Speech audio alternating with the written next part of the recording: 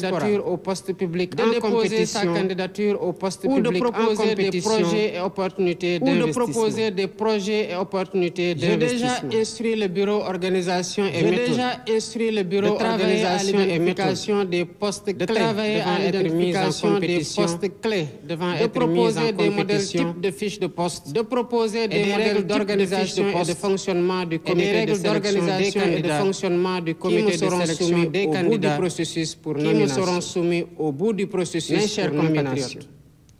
Malgré les défis et les incertitudes rencontrées en 2024, cette année charnière aura surtout été marquée par l'expression d'aspiration majeure, de grands sacrifices, défendue par la vigueur de la raison démocratique et par la raison démocratique et par l'émergence de perspectives porteuses d'espoir. En effet, le 24 mars 2024, vous m'avez largement accordé votre confiance, m'offrant ainsi le suprême honneur de présider aux destinées du peuple sénégalais. Dans une logique démocratique et une belle cohérence électorale, vous avez confirmé et parachevé votre choix dans les urnes le 17 novembre dernier, en nous confortant d'une majorité parlementaire incontestable. Le mandat populaire est ainsi clair et sans équivoque.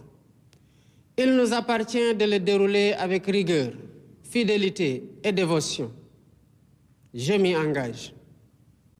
À cet instant solennel, je voudrais rendre grâce à Dieu et remercier le vaillant peuple sénégalais pour sa grande maturité démocratique, saluée et reconnue dans le monde entier. Pour ma part, j'ai minutieusement décrypté ce puissant message venu des urnes.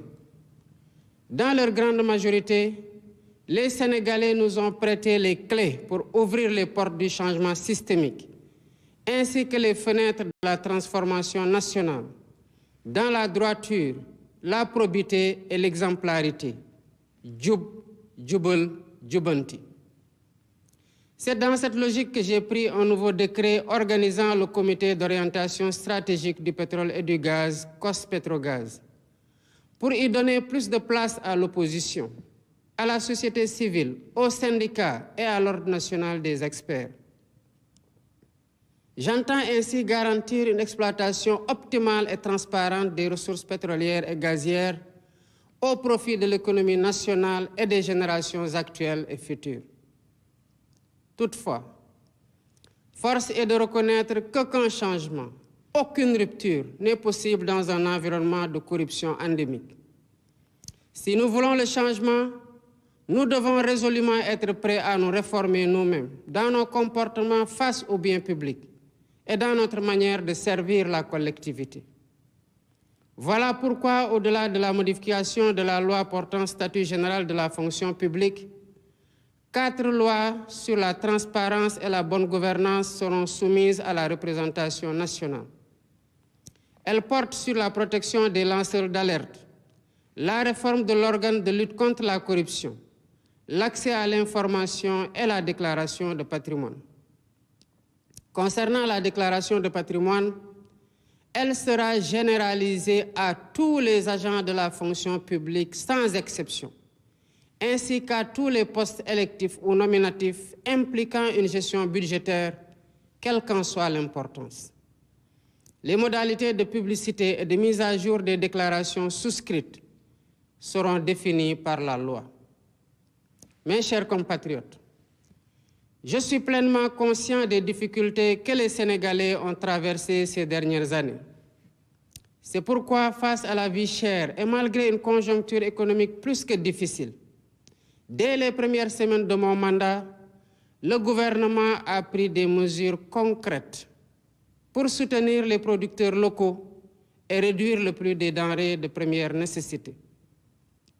D'un autre côté, les réformes institutionnelles en cours avec la suppression du Conseil économique, social et environnemental et du Haut Conseil des collectivités territoriales se poursuivront au courant de l'année 2025.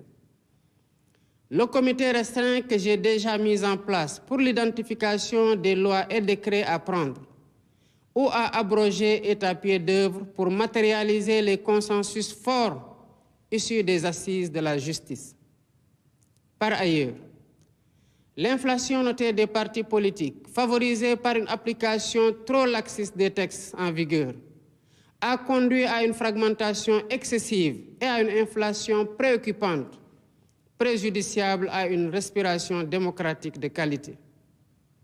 Dans un avenir proche, des concertations sur notre système politique se tiendront dans le but d'y apporter plus de lisibilité, plus de transparence et de rationalisation. Toutes ces réformes, comme d'autres, visent uniquement à rapprocher l'État des citoyens, à mieux prendre en charge leurs aspirations et à asseoir les bases d'un Sénégal fier de ses valeurs et intransigeant sur sa souveraineté. La diplomatie sénégalaise, fidèle à sa doctrine, continuera à promouvoir les idéaux de paix et de justice, tout en apportant sa solidarité agissante et son soutien actif aux peuples opprimés du monde. Tous les amis du Sénégal seront traités comme des partenaires stratégiques dans le cadre d'une coopération ouverte, diversifiée et décomplexée. D'ores et déjà, j'ai instruit le ministre des Forces armées de proposer une nouvelle doctrine de coopération en matière de défense et de sécurité, impliquant, entre autres conséquences, la fin de toutes les présences militaires de pays étrangers au Sénégal dès 2025. Mes chers compatriotes, prenons le temps de nous regarder dans le miroir de notre histoire et de nos valeurs, pour nous rappeler qui nous sommes, d'où nous venons et où nous aspirons à aller. Au-delà des réformes et des politiques, arrêtons-nous un moment pour évoquer en profondeur ce qui nous unit. Cette exigence d'unité et de fraternité quasi existentielle pour bâtir l'avenir que nous voulons nous rappelle l'importance de cette communion nationale autour de la même flamme de l'espoir, de la solidarité et du vivre ensemble. Dans un esprit d'humilité et de détermination, nous construisons pierre après pierre le Sénégal que nous voulons. Cette œuvre exige la mobilisation de toutes les énergies et s'appuie sur un esprit de solidarité, de tolérance, de don de soi et de dépassement. Des épreuves les plus dures de l'esclavage aux luttes contemporaines pour l'indépendance et la démocratie, en passant par la colonisation, nous avons démontré avec constance une résilience inébranlable. C'est dans cet esprit et par devoir de mémoire, de vérité et de justice que nous avons commémoré pour la première fois l'anniversaire du massacre de Thiaroye. Nous avons voulu d'une part rendre hommage aux victimes et graver leur mémoire dans notre conscience collective. Et d'autre part, jeter les bases de la restauration de la vérité historique sur cet épisode tragique de notre histoire. La même dette morale nous engage aussi envers les victimes des événements survenus entre mars 2021 et février 2024 et leurs familles. Nous ne pouvons rechercher la vérité sur des faits survenus il y a 80 ans et accepter l'omerta sur les événements tragiques vécus ces 4 dernières années. Ce faisant, il ne s'agit pas d'une revanche à prendre, mais d'une justice à rendre aux victimes et à leurs familles, de les apaiser et de réaffirmer la sacralité de la vie humaine. Mes chers compatriotes, ma conviction profonde est que nous sommes un peuple singulier, un peuple aux racines profondément ancrées dans la diversité de nos langues, de nos coutumes et de nos valeurs, mais qui a su faire de cette diversité une grande force. Fort de cet héritage, il nous appartient aujourd'hui d'écrire un nouveau chapitre de notre histoire, où notre souveraineté est pleinement assumée, notre justice réellement vécue et notre prospérité partagée par tous. Lu ñëpp bokk, ñëpp jot ci.